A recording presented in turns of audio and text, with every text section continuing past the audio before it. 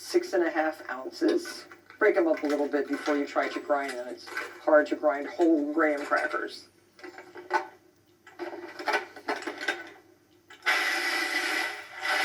They grind up very nicely if you pulse a little bit. That's good. Now add the rest of the ingredients.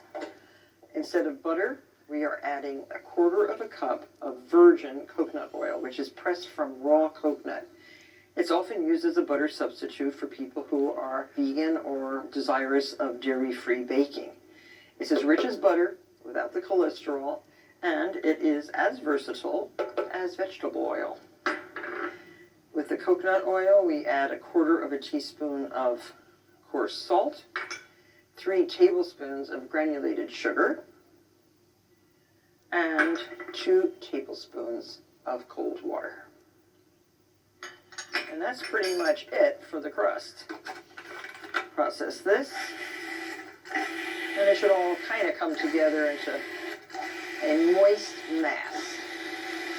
So just transfer this to a 9-inch pie dish, and I prefer using a glass pie dish for this.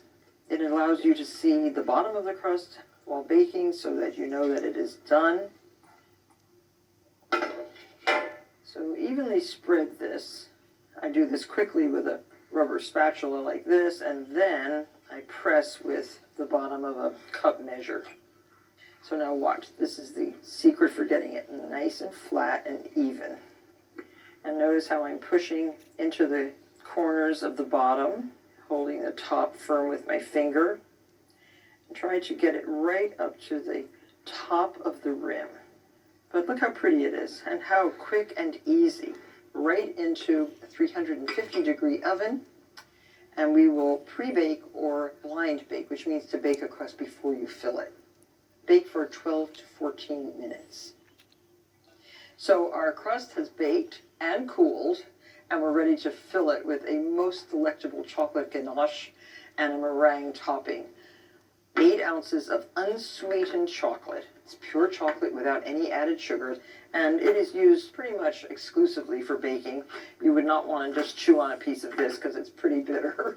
And you have to chop the chocolate into small pieces, and in a saucepan, while you're chopping, heat a 14-ounce can of unsweetened coconut milk and pour this over the chocolate. The hot coconut milk carefully and gradually melts the pure bitter chocolate. You can stir, and it takes a while for all the lumps to disappear. We have a swap out right here. You can see how silken smooth it becomes. So I will use this one and start whipping 2 egg whites with a 1/2 teaspoon of vanilla. Do this on sort of low just to break up the egg whites while you heat 1/2 cup of sugar with 1/4 cup of water. You want to make a sugar syrup, and to keep it crystalline free, you can use a brush with a little bit of water just to go around the top of your pan. So turn this on high and bring it to a boil. Use a candy thermometer, and you'll want to heat it to softball temperature at 238 on a candy thermometer. And guess what? We're at softball stage. You can turn off the heat, remove your thermometer, and for easy cleanup, here's another hint. Just put the thermometer into some water to dissolve the sugar. And now, slowly, pour the sugar syrup right into the egg whites.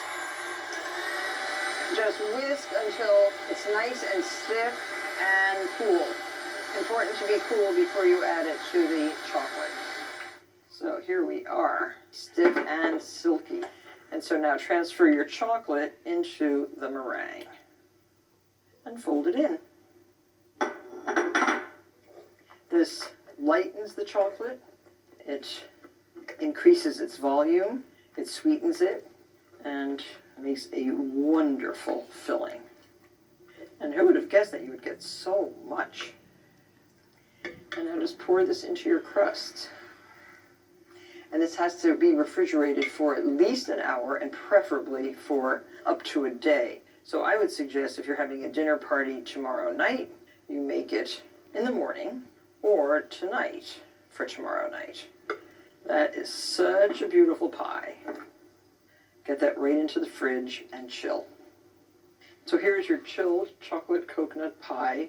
It does look so beautiful, and some chocolate curls could be scattered here and there.